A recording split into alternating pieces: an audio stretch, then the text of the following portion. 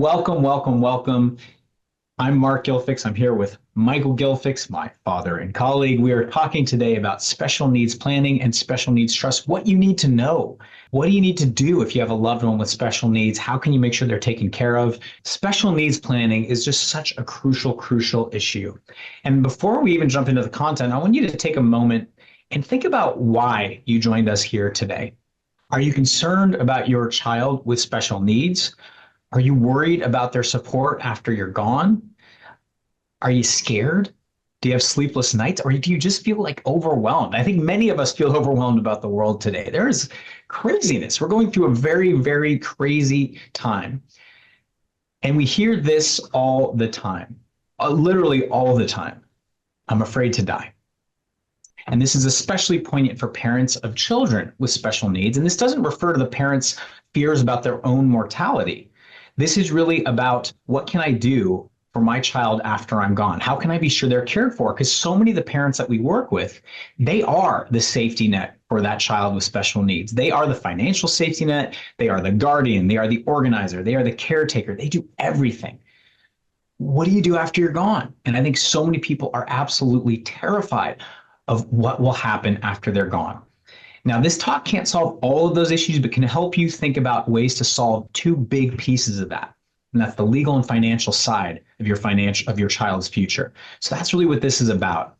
And as we jump in, I would want you to reframe how you think about this. It can feel kind of hopeless at times, right, when you're thinking about the future. But I think some things I want to emphasize: hope is not a strategy.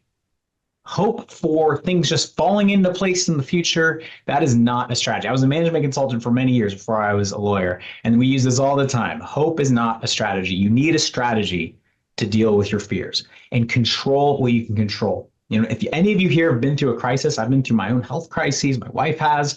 She had breast cancer a few years ago. I faced my own cancer journey a few years ago. And when you're facing a crisis, you have to get narrow focused on just what you can control. You have to let go of what you can't. And that's what this talk is about, is what can you control when it comes to special needs planning? And we're here to go over what you need to know for an unstoppable special needs plan. I really like the serenity prayer. I don't know how many people are familiar with that, but just as a reminder, whether you're religious or not, I think it's beautiful. So God, grant me the serenity to accept the things I cannot change, the courage to change the things that I can, and the wisdom to know the difference. And I think that's core to what this is about. When you have a child with special needs, there's so much you cannot control. Yeah, you're going to worry, but let's focus on what we can, and let's make sure that you and your loved ones are empowered with all the legal and financial tools available to give your child an abundant and powerful, beautiful future. So the specific topics we're going to go over: how you must structure your estate plan. What is a special needs trust? And what are the other documents you need to have in place and up to date? Because it's not just the special needs trust.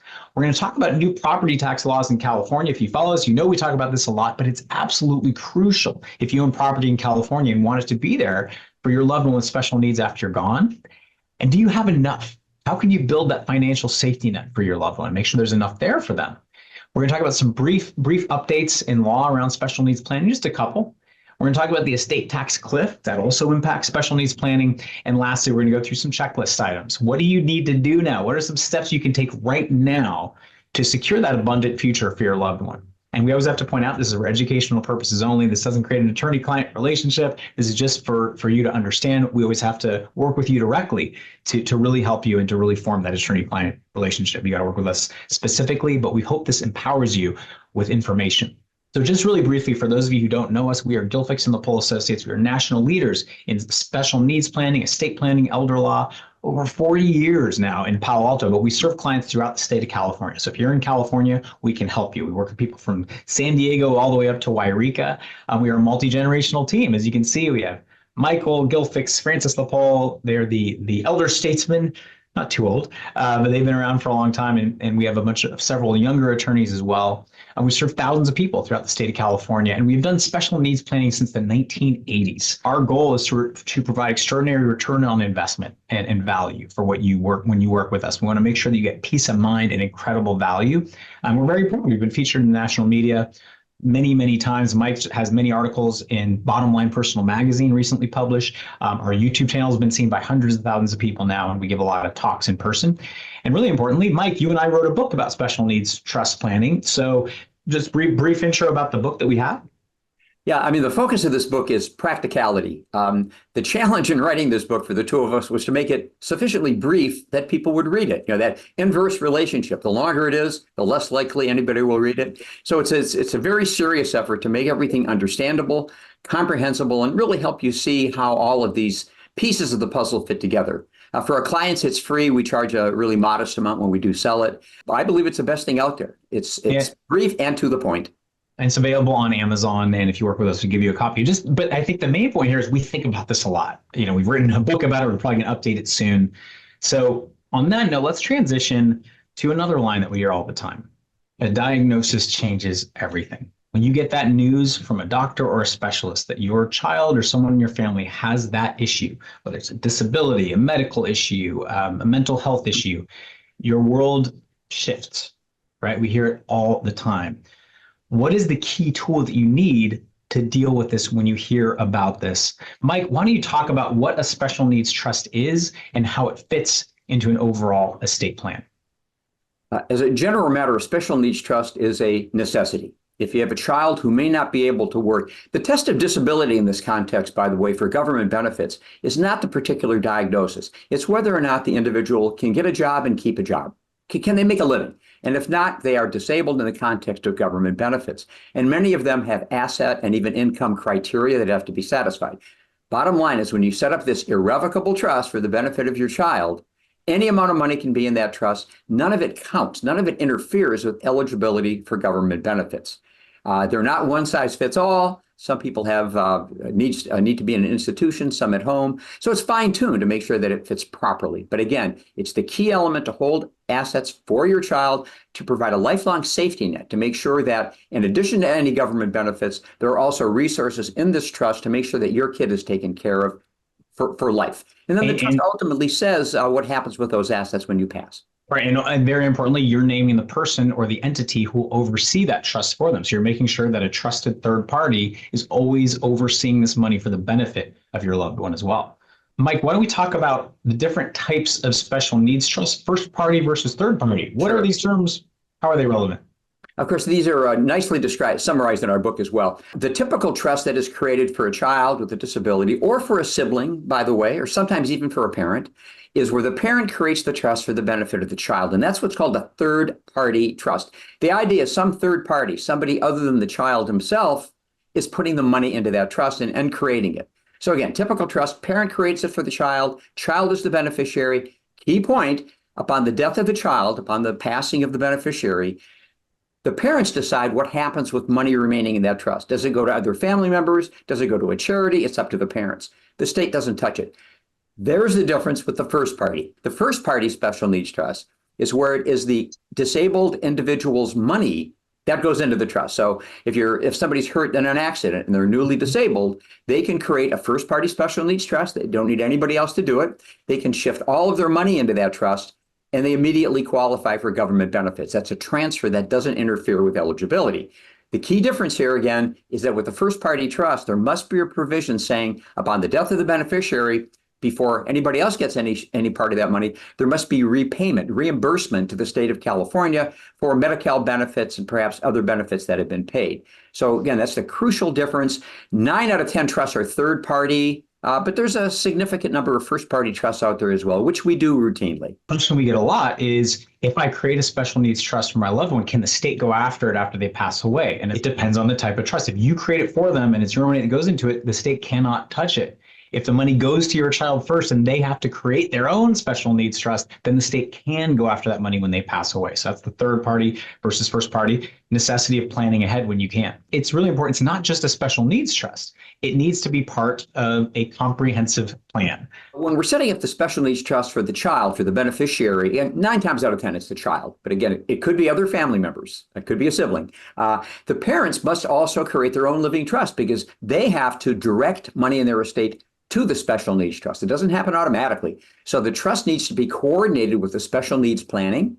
Powers of attorney and the advanced directives, both for the parents and ideally for the child, by the way. Many individuals who are disabled and can't work have a sufficient level of capacity to sign their own power of attorney and to sign their own advanced directive. And often, by the way, that's a key to avoiding the need for a conservatorship, where you have to go to court and a judge appoints somebody to manage affairs. So all of these pieces of the puzzle need to be coordinated. They need to fit. They need to be done for both generations, ideally. But again, the point is to address the special needs challenges in all of these documents, just to be sure that your child is going to be taken care of. So again, very important point. You have your irrevocable trust. We all have that, or we should.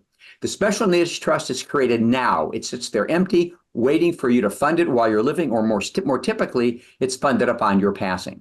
Very simple summary of this.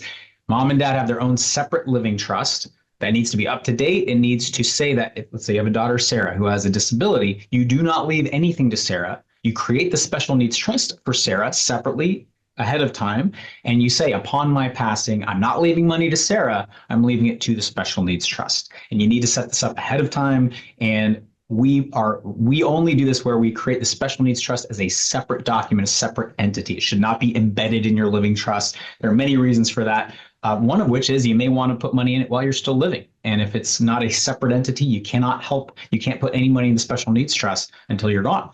And by the way, as we did for some clients just yesterday, it was a grandparent who wanted to leave some money for the benefit of their disabled grandchild. Yep. They were going to leave the money directly to her, which would have been a small-scale disaster. They learned that we prepared a special needs trust, the parents did. So the grandparents, they're leaving about $10,000 to the special needs trust. It had to be a freestanding, separate entity, couldn't be embedded, waiting to be created upon the parent's death. So again, how 3 generations can fit together.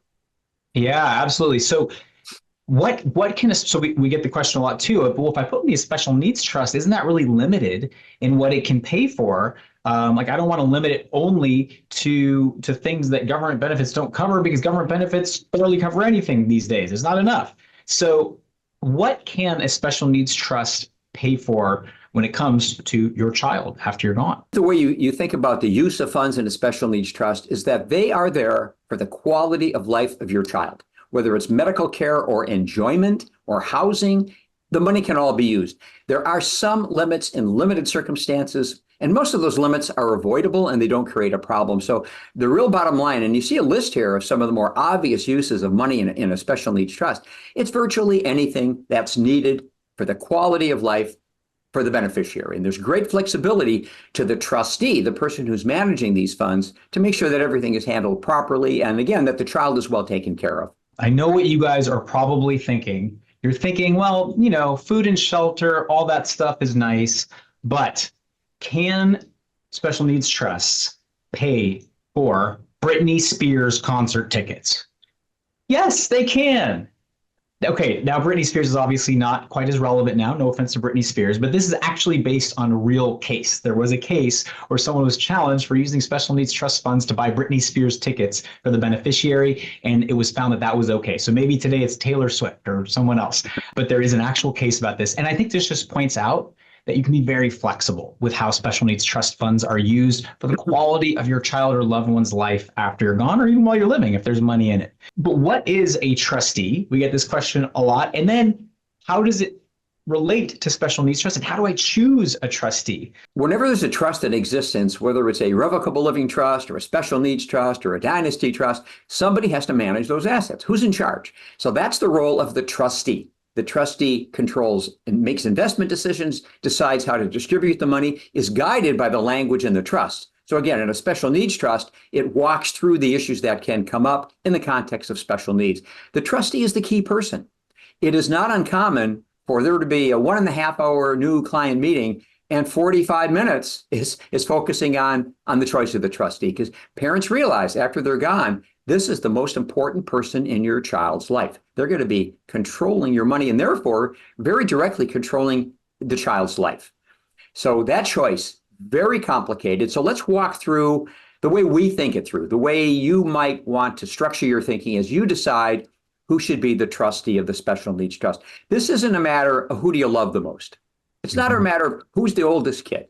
It's really the question of who is going to be responsible, take the job seriously, be attentive to the needs of the beneficiary and just do a heck of a job. It's demanding. It's a really serious role. So as we walk through this topic, we always think first about family members. Are there any family members who would be willing to serve as trustee? And by the way, even family members are compensated. They should be compensated for serving as a trustee.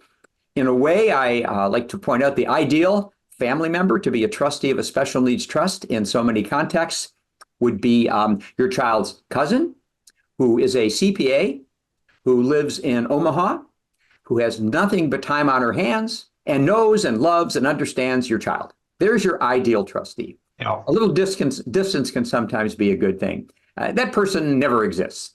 But there are other family members. There are siblings, and you really have to be careful about that. The relationship between your child with a disability and another child is a precious thing, and you never want to erode that, but it's a factor.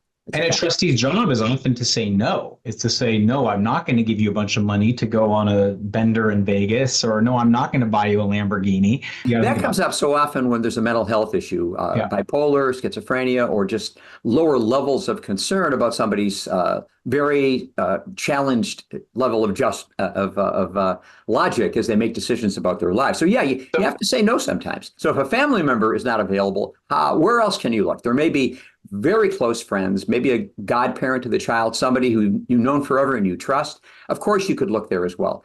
If you don't find anybody there, you have to look to individual professionals. There are fiduciaries. There are people in the business of serving as trustees of trusts, including special needs trusts. Many attorneys will serve in this role. Fiduciaries in particular will have a minimum level of money that has to be into the trust because it has to generate fees for them. If you're going to look to the world of professional fiduciaries, you have to look at the age of the individual. Some of the fiduciaries we know best are already in their 60s, and if your child is in her 30s, it's not going to work. So we have to find some younger people who are professional trustees to potentially serve in this role. If you don't find somebody there, in a way, the fallback would be an entity. Now, this is typically a bank, a financial institution. Some will serve as trustees of special needs trusts and some won't. They may have a $1 or $2 million minimum because it has to generate fees. It has to make financial business sense to them as well. There are a limited number of nonprofit organizations that will also serve as trustees if you can't find anybody there. If it's a very small amount of money that's going to be in the trust, which we encounter from time to time, there's something called a pooled trust. So there are alternatives. We understand them. It's a matter of walking through them, being educated about what each of them means, and then making the right decision. It's so critical. And how much does a professional trustee get paid? Or a family member. So there's usually two broad structures for that. I'll just quickly go over that. So some professional, if it's a family member, they can keep track of the time and they can pay themselves a reasonable hourly rate that varies on the community, their level of experience, the level of work. Professionals either charge an hourly fee. They can range from, we've seen $150 to $350 an hour, or increasingly most professionals and banks will typically charge a flat fee based on the size of the trust, often around 1% per year.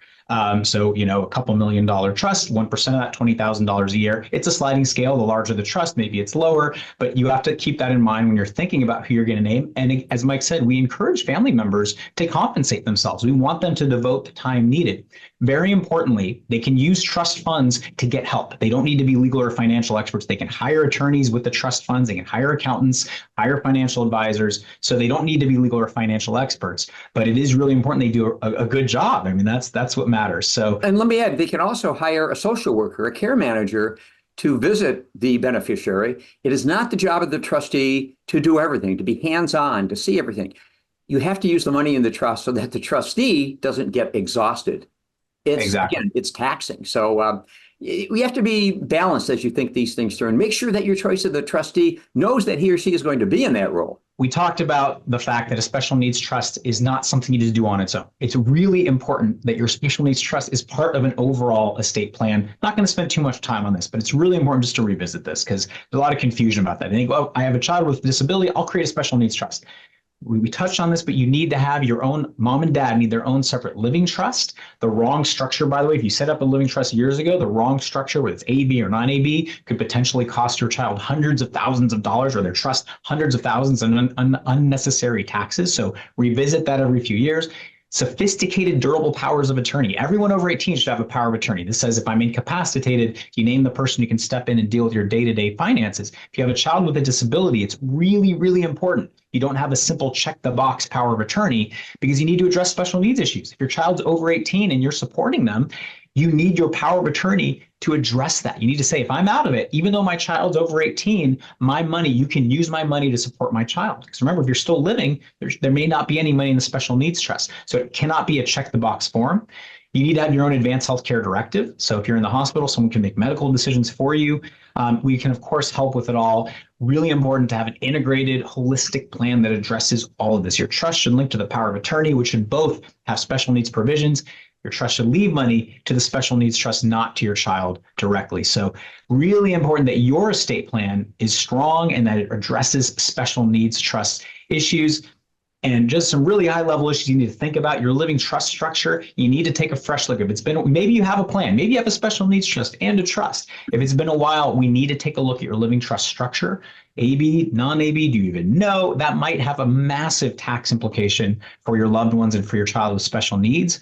Should not be simple off-the-shelf documents. When there's special needs, we need to make sure it's specific to your child. We need to make sure that you have the right trustee's name. When's the last time you adjusted your backup trustees or you revisited them? Does the special needs trust have the right trustee's name? Do you have the right backup trustee's name? You need to revisit that every time, and you have to make sure that your power of attorney is integrated. You need to make sure that your retirement accounts are properly titled, your beneficiary designations are up to date. There's a lot of pieces to this. It's really, we are big believers in working with integrated teams. We work closely with many financial advisors. We have our own network, but it's not just the special needs trust. Your plan is only as strong as the weakest link. So it's our mission to make sure that you have an integrated plan. So your plan has to be up to date. Special needs trust has to be up to date. And there's a lot of other moving parts. So we can help you with all of that, of course. So just make sure it's not just this one document. So I want to transition now to a really, really important subject. If you live in California and you own property, you need to watch this part. This is really important. If you follow us, you know we talk about this all the time. But Prop 19, it's a new law in California. We want to talk about the savage impact of Prop 19 on special needs planning. I think this is the issue. It's homelessness. Look at the streets of San Francisco and how many people with mental illness are roaming the streets. We have clients who spent years getting their son off the streets of San Francisco. It took a Herculean effort to get him back off the streets. But what if you're gone and there's no home available? The odds of homelessness or problems are just beyond challenging and scary. You don't need me to argue that home prices are going up and that housing is extraordinarily expensive. Prices are going up, interest rates are high. So if you're lucky enough to hold or already own property and you want to leave it for your child with special needs or their special needs trust, you need to be aware of Prop 19, this massive change in California law. Mike? I think the first thing to understand is that Prop 19 amended the California Constitution. And that's very important because it means that the legislature can't address it. The legislature can't fix it. It would take another voter initiative. And we'll talk about that in just a couple of minutes. So by way of background, we're all familiar with Proposition 13, right? It rolled back property taxes. Everybody loved it. Good for elders, et cetera, et cetera. After Prop 13, we have Prop 58. And it's important to mention that because it is Prop 58 that our new proposition gutted. Prop 58 said two things. First, it said that your home, your residence, could be passed along to your kids without a property tax increase, carrying over the Prop 13 level, whether or not your kid lived in it. So the property taxes would not go up, period, regardless of value. It also said that another $1 million in assessed value in real property could also be passed along to your kids without a property tax increase. So you could have a home worth $2 million, assessed value $400,000. It would also be passed along without a property tax increase. That could be a rental. It could have been a vacation home. Okay, then comes Prop 19, and it guts all of that. It eliminates those benefits and those protections. So we have one approach taken for the residents and another for rental property. So let's look at the primary residence first. Notwithstanding what some published articles said, it is not the case that the property tax increase is avoided if your child makes your residence his or her residence. There is a partial break there, but it's only partial. So here is the bottom line on the residence.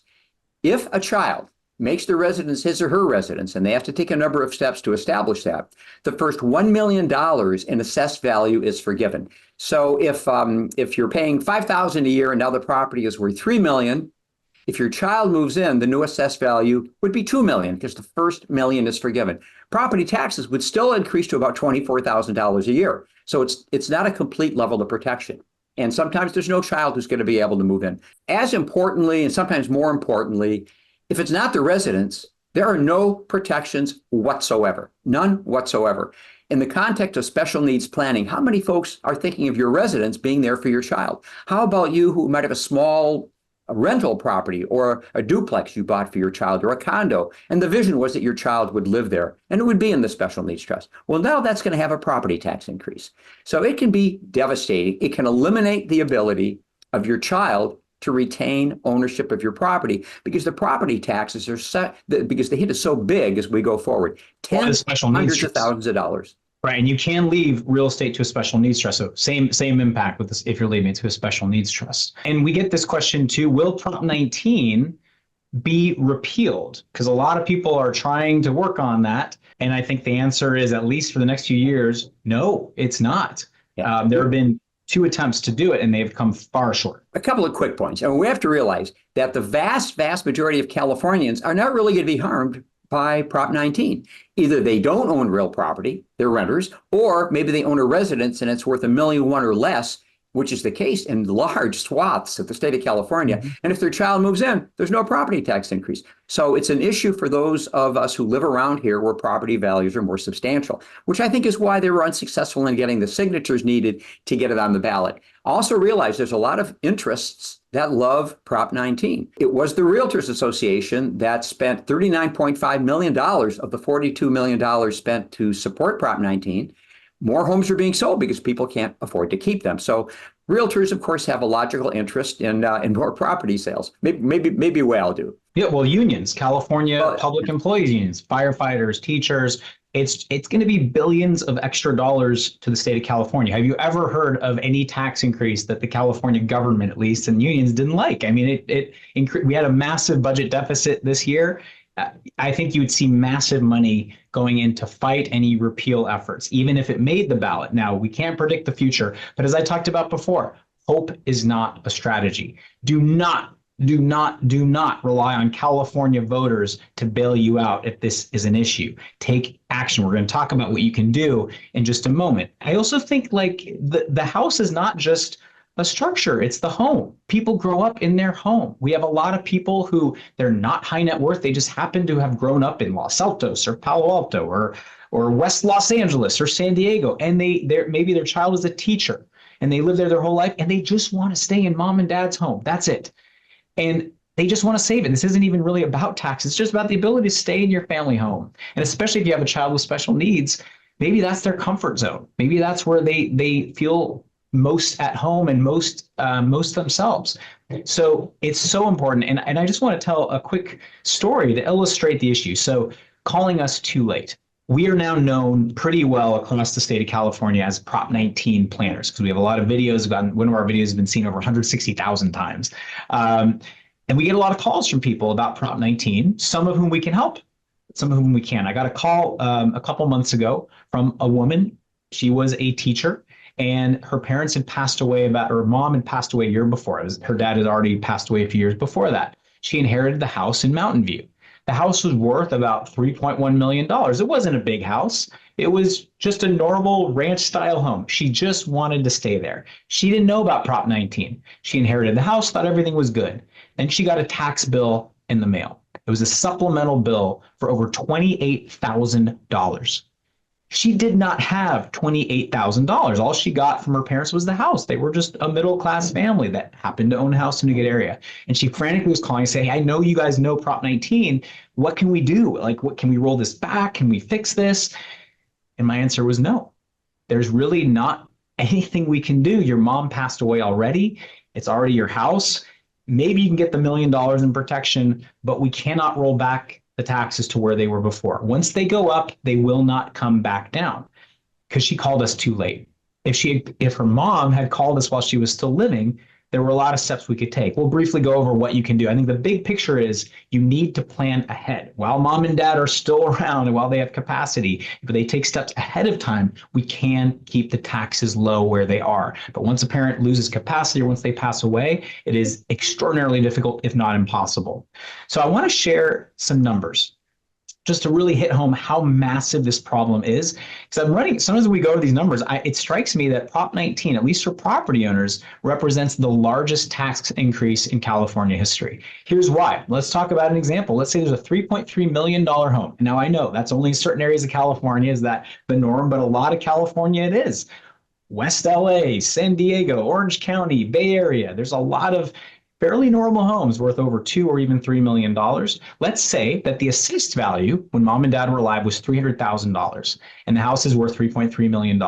Let's say the children inherit it and one of them lives there. So they get the $1 million in protection. So property taxes go up from about $3,300 a year to over $25,000 per year. That's with the $1 million protection. Now let's look at these numbers over a number of years. This is not just a 1-year increase. This is the increase forever going forward. And then there's 2% increases every year. So over 5 years, that's over $114,000. Over 20 years, over $500,000. Over 30 years, almost $900,000 in extra property taxes. And keep in mind, you can only deduct the first $10,000 in property taxes from your income taxes.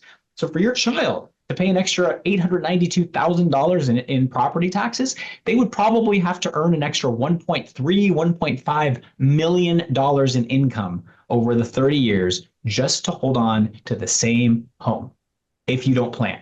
If you plan, we can stop that. We can help you prevent that. Let's give an example. If the house is not a primary residence, or if the child doesn't move in, or if it's a rental, same numbers, $2.3 million home, $300,000 assessed value, the numbers are even bigger. So they go up from $3,300 a year annual taxes to over $36,000 per year. Over 10 years, $360,000. Over 30 years, almost $1.34 million in extra property taxes. I mean, they would have to earn almost $2 million in extra income. That's a lifetime of earning for many people just to hold on to the same house. So the tax increases are incredible. And if you leave a property to a special needs trust, well, the special needs trust is responsible for paying the taxes. So just think about the difference of $2 million or $1.5 million has to go to the state of California in property taxes versus what it could do to support your child if you keep the taxes low. What can we do about it? Our firm has developed solutions. Let's call it the Gilfix and the Pole Dynasty LLC. We've helped hundreds of California families with this. And it's really important that this is not just a one-size-fits-all solution. We utilize a combination of entities and specially designed trusts because we've seen people come to us saying, here, if I do like an LLC that solves it. First of all, don't try this at home. If you make one small mistake in this type of planning, you can trigger an immediate and massive increase. But a lot of solutions don't take into account the 3 taxes that we have to think about. Property taxes, but also capital gains taxes and even estate taxes. So our approach optimizes for all. You don't want to take some step that keeps the property taxes low, but then your child loses the crucial step up in cost basis when you pass away. That's a different subject, but we don't want to solve one problem but create another. This is not a one-step process. It takes several months of work, and there's no one-size-fits-all solution, but we can optimize no matter what your situation is. We can optimize to eliminate capital gains taxes and keep property taxes low. We don't solve one problem but create another. And if you have estate tax issues, we can help optimize for that as well. And the return on investment for this type of work is breathtaking. I mean, we can show clients we can deliver a 20 times return, a 30 times return on the investment required to do it. So I think the main point I want to make here is if you have property in California and even if the property taxes are moderately high now, and you want to keep them where they are, especially if they're low, you need to call us now. Tell your friends if they want to leave property to their kids, tell them to talk to us to at least we can break down the problem quickly, show them the problem, and show them potential solutions. We've helped so many families with this. We have, I think, extraordinary solutions developed by our tax guru, Francis LaPole. It's extraordinary what we can do when we plan ahead. So talk to us if this is an issue. Set a meeting with us. If you're a current client, set a meeting. Let's review it for you. Every week, more people are hiring us for this. Work with people who really know this. We know it backwards and forwards. We talked about a special needs trust as a financial and legal safety net. Well, how can you ensure there's enough for your child and how much should be there? Like, how do you even know how much is enough and how can you make sure that there's enough there? The numbers are pretty big, right? There's some recent studies. It's a moving target. It depends on so many factors. Does the person have a need to be in an institution? Are they homebound? Do they need a caregiver? Are they able to do anything for themselves? Do they have housing taken care of? So this number came from a study done quite a few years ago, and the number is bigger now. It was dealing with autism, average life expectancy, It would include the cost of housing. So it's a lot. If you can take care of the housing component, you've taken a giant step forward, and it reduces that number dramatically. That's maybe one of the most important points to make. We are concerned that the vibrancy and the adequacy of government programs, they're very questionable. The number of folks who are disabled and need government benefits, that number is increasing on a daily basis. Are the resources from government programs increasing on a daily basis? They're not. They are absolutely not. So we have a demand curve that's going way up and a supply curve that's about the same or maybe even dropping. So again, it underscores the need to maximize eligibility for government benefits, take a realistic look at your situation with your child, and do the very, very best you can. Most don't have this much money to set aside. We know that. So think of a special needs trust. It's kind of like when you retire. When you retire, the idea is you're not going to get any more income. Now you might have a pension, you get some Social Security, but let's assume you don't have a pension, there's no other income. What are the general rules of thumb when you retire for how much money you can take? Well, at least historically, the general rule of thumb was the 3 or the 4% rule. So you could take out about, if your money was invested reasonably well, you could take about 4% per year without invading principal. So if you had $1 million set aside, invested well, you could take about 4% of that per year, $40,000 a year. And in theory, that should last indefinitely. The $1 million should not be invaded because you're getting it from a combination of dividends or income or capital gains returns. So I think that's a useful framework when you're thinking about special needs planning, because there's likely not going to be any new money coming into that trust after you leave money to it up front. So how much is needed up front? So again, back out, what is 3 or 4%? What has to be true for 3 or 4% of what's in the trust to be enough for your child? So let's say that your child needs about $3,200 a month in support. And you can say maybe they'll get some government benefits, but I think I would sleep well at night knowing my child has an extra $3,200 a month from the special needs trust. Well, 3,200 times 12, I'm not doing the math exactly, but it's about $40,000 plus or minus. So then $1 million in the special needs trust should, you never know, but should be about enough. And you can increase or decrease those numbers from there. Usually it's higher. If they need 80,000, you need $2 million in the trust. If they need 120, you need $3 million in the trust. And you might be thinking, well, Mark, that is great. That I would love to have $3 million to leave to my child's special needs trust, but I don't have that. What can we do to fill this gap? Now, there's no perfect solution here, but Mike, why don't we talk about one of the most powerful tools that we see? How can we be certain that there is that safety net in place? What is the powerful tool that we use a lot? Inevitably, any advisors who work in the world of special needs, inevitably the topic of life insurance comes up. Life insurance is no panacea. There's many situations where it doesn't make sense, but here it can make a great deal of sense. Locking in a death benefit, naming the special needs trust as the beneficiary. So I want to give you a real life story that just makes this point very, very profoundly. This was a number of years ago. A couple came to see me. They had 2 children, one of whom was profoundly, severely disabled. It took 30 to 35 minutes to give that baby a meal using a dropper. It was physically limited, 0 mental capacity, but a reasonable life expectancy for a number of reasons. And the parents were worried to death. And they came to us to think about the special needs trust. Their other child was just fine. They decided that they had no choice but to leave virtually everything in the estate to the special needs trust, which made them very, very sad, like they were doing the wrong thing for their other child. There were tears flowing in the room. Importantly, by the way, the wife's mom and dad came along to that meeting, and we ultimately recommended they think about life insurance and options that might be available. And we had to meet with a professional who has experience in this world, and they were in their 40s, relatively young, healthy, and he developed a number of options so that they could purchase a $1 million life insurance policy. The 2 main options, the best deals they could get, one was that they would pay about $4,300 a year for the rest of their lives and lock in this $1 million death benefit. It would go exclusively to the special needs trust. The other option was they can make 1 premium payment only, 1 payment upfront, $60,000, and the policy is bought and paid for. And it would, again, lock in that $1 million. They didn't have that much money, but the parents were there. And they put in about half of the money, and between the 2 of them, they came up with the $60,000 to buy that policy, and it went into place. After that happened, the wife, in a telephone discussion I will never forget, the wife called me up and she thanked me. She said this was the best solution ever. And she said that because they just felt liberated, their mindset changed. She said 2 things. Number 1, we now feel that we can leave a portion of the estate to our other child. And she was crying and she She got me crying on the phone. And she said that because of this also, for the first time, they actually had a different mindset. They felt that they could actually take one night off and go down to Monterey and leave the grandparents with that child.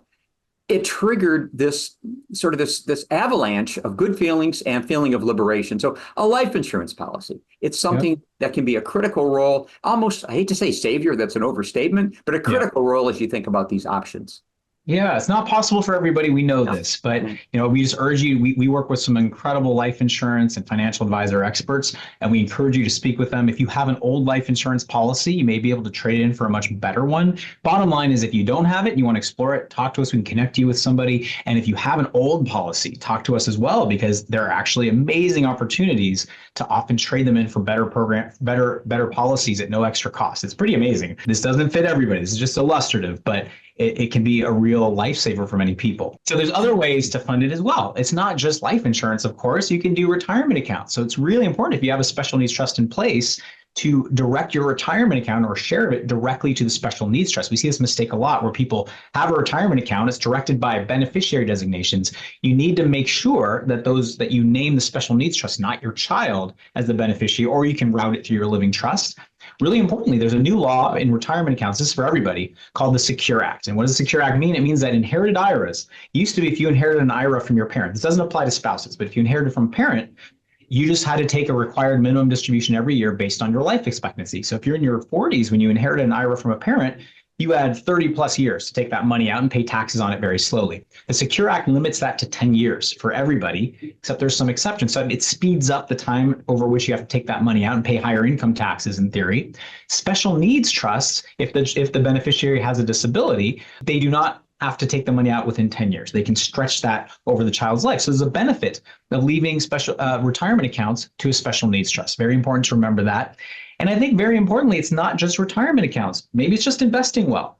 Make sure that you have a good financial advisor or a good approach to investing, a balanced portfolio, tax efficient market-based investing. So make sure that your money is invested in growing. We have crazy inflation now. Keeping money in the bank is not keeping up. So if you want to self-fund the trust, meaning there's no life insurance or anything like that, make sure you have enough there. Make sure you're working with a good financial advisor. If you have real estate, you might have a great cash flow positive rental property. Have you dealt with Prop 19? It might no longer be cash flow positive when it goes to your child if you didn't deal with that. Sometimes annuities can be nice things where you pay up front and it can give guaranteed cash flow to the special needs trust over time. But I think really importantly, it's important to work with an integrated team when it comes to this. Don't leave this to chance. And what does this mean? It just means one hand should be talking to the other. Your financial advisor should be talking to your attorney. You need to make sure your beneficiary designations are up to date, your accounts are titled properly, that your plan is consistent with new tax laws. So this is something that we are big believers in. We worked with many financial advisors. We're happy to talk to yours. If you're looking for a new advisor, talk to us. We have a couple of advisors in a network that we're building where clients work with them. We coordinate with them. There's no extra cost to clients. We can make sure that one hand is talking to the other. So make sure you're thinking about your child's future. Use that 3 to 4% rule to figure out how much you're going to need. Do you have enough? Are you invested well? Are your retirement accounts directed properly? Is there a gap? Maybe life insurance is a possibility. Are other family members perhaps going to leave money to the special needs trust? Have you coordinated with their attorneys? Have you communicated with them? So there's so much we can do, but you have to plan ahead. Mike, why don't you lead us through some recent changes in rules and just some beneficial changes in law as it pertains to special needs planning? The first thing I'd like everybody to be aware of is the ABLE Act. It's federal legislation that has been implemented in California, and basically it means that anybody can put up to $18,000 a year into an account. It's like a 529 plan in the sense that it grows tax-free. It can hold up to $100,000, and none of it interferes with eligibility for government benefits. In some ways, there's more flexibility with an ABLE Act account than there is with the special needs trust. Money remaining in that trust when the child passes away, there's not a payback to the state. And what I like about them is that the child herself can be the manager of the account. Many kids are not able to work, but let them have a little bit of money in an ABLE Act account. It can hold up to $100,000, but rarely do we recommend that you do that. Maybe it's going to hold $3,000, $4,000. And again, you let the child herself manage that money, have a checkbook.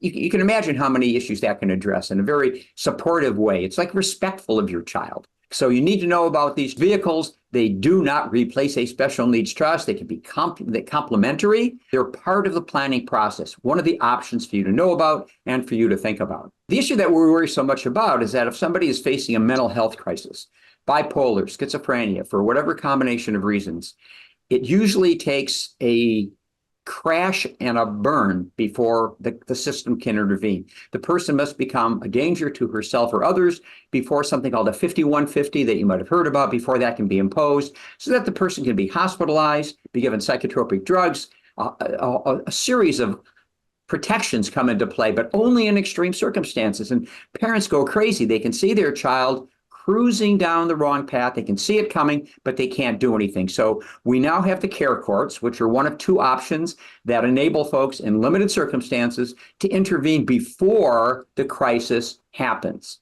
So it is available in our counties locally here. I believe it's in all counties, but I'm not sure about that. Counties have to implement this. So it's a positive development. So the individual who might be the focus of a care court initiative is given a tremendous amount of support. They get a lawyer, and they get an advocate as well. So the idea here is to be non-intrusive, to be supportive, but not wait until somebody becomes suicidal or attacks somebody else to go to extremes. There's also something called Laura's Law, which we don't have up here, which is another way of intervening before the crisis happens. There are some gentle movements in that direction, thank goodness. The McGee case, it's just worth mentioning, we do track legislation. We do track court cases that bear on these issues. The only thing to say about the McGee case is that it reinforces everything that Mark and I have said about the flexibility that a trustee has when it comes to using money in the special needs trust. The McGee case basically says, yes, a trustee should have great flexibility. They know better than the courts. Judges shouldn't be second guessing these things. So it reinforces everything that we've been saying. Britney Spears concert tickets. Or Taylor Swift. There you go. It's probably okay. So this may not be an issue for many people here, but it's really important to know about estate and death taxes. There is a big cliff coming. Let's talk briefly, because this may impact many families, especially in the Bay Area or the more affluent parts of California, the estate and the gift tax. There's a big change coming. Now, currently, you can pass up to $13.61 million per person. That, for a couple, that's over $27 million to your kids or anybody else, tax-free. There's no estate or gift tax on the first 27 million for a couple, or 13.61 million per person. But there's a cliff coming. And that cliff is coming most likely on January 1st, 2026. At that time, barring a major and unexpected change in law, the Tax Cut and Job Act that was passed, I think, in 2017 will sunset. When it sunsets, the estate tax exemption will be cut in half. It's indexed with inflation, so it'll go from about 14 million a person to about 7 million a person, most likely. Now, you might think, well, that's not a big, maybe it doesn't impact you. And to be clear, it's a good problem to have. But if you own a house in many parts of California, that alone might get you close to it, especially if you're single. Keep in mind, life insurance, unless it's in a special trust, is part of your estate. A future inheritance is part of your estate. Retirement accounts are part of your estate. So if you're even close to those numbers, you need to be aware of this, because it's use it or lose it. As in, when the exemption drops, if you don't use the larger exemption before it drops, you don't, like, if you gave away 7 million when it was 14 million a person, you have 7 million left. If it drops to 7 million, you might think, well, oh, I'm good. I had 7 million left. And that's not the case. If you don't use all 14 million before the deadline, you lose that opportunity forever. We know this is not an issue for many families, but if you're close to this, and these numbers are the rules of thumb we're kind of thinking about. If you're single and you have a net worth of over 5 million, or a couple with a net worth of over 10 million, we have to be aware of this. We have to talk about this. There are so many tools we can use to reduce or eliminate estate taxes if we plan ahead. And of course, we're going to know a lot more after the November elections, which who freaking knows what's going to happen there. This is the most crazy time maybe in modern political history, but we have to be ahead of the game. So we can help with this. If you face these issues, talk to us. Sure. And keep in mind, the estate tax is a 40% tax. Yeah, it's punishing. 40% of what you work so hard for and already paid taxes on, income tax, is going to be taken again. So it's often we talk about politicians proposing a wealth tax, and there's arguments for and against it. The estate tax really is a wealth tax. It's a one-time tax, but it is a wealth tax. But you don't have to be super wealthy for it to hit you if you own a house in certain parts of California.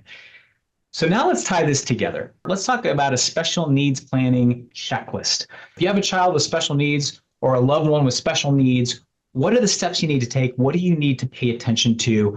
Well, first, you have to make sure that you have a comprehensive estate plan in place. Your plan is only as good as the weakest link. You have to have up-to-date living trust that is the right structure, up-to-date backup trustees, powers of attorney, advanced directives. There's other trusts you can create for other kids if they don't have special needs, family protection trust, dynasty trust, very powerful tools you can put into place.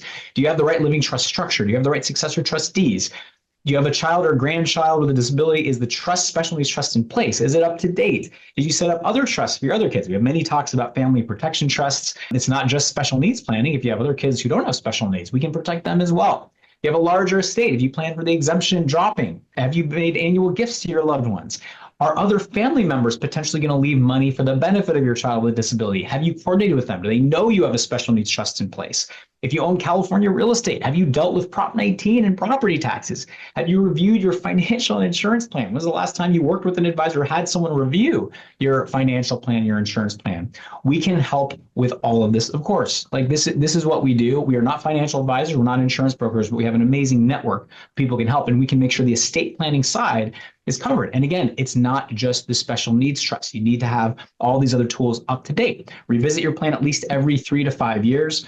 And I think it's really important. Our team is not just Mike and I. We have 7 estate planning attorneys now. We just added to our team, and we have over 140 years now, 120, 140 years of experience, not just us. So we have a team that can help you. We all work as a team. I just want to revisit the concepts I talked about at the beginning. When you are dealing with special needs plan, let's tie this back to the beginning. You may feel like I'm afraid to die, but hope is not a strategy. Let's control what we can control. And there are very few high leverage moments in life where you take one step now and it can reverberate across multiple generations. It can mean the difference between an abundant and wonderful life for your child with special needs or one where they're virtually abandoned and there are no resources available for them. Make sure you have that comprehensive estate plan in place. Let's control what we can control. Let's make sure that you're not leaving it up to chance, and don't rely on California voters to bail you out if you have property tax issues. So if you work with us already, let's set a meeting. Let's review your plan. If you haven't, we invite you to join our client community. Reach out to us at gilfix.com or 650-493-8070. Easy to find us. Set that planning meeting. Let's review it. The stakes are too high to leave this to chance. If you haven't subscribed to our Gilfix Law YouTube channel, subscribe to it. Easy to find us. We're up to about 3,000 subscribers at the time of this. Hopefully by the time you're watching this on YouTube, it'll be even more. But if you are watching this on YouTube, like, comment, share, leave a question or comment for us if you have any questions. Talk to us if you're not sure. Just talk to us. A little bit of planning can have massive impacts on the future.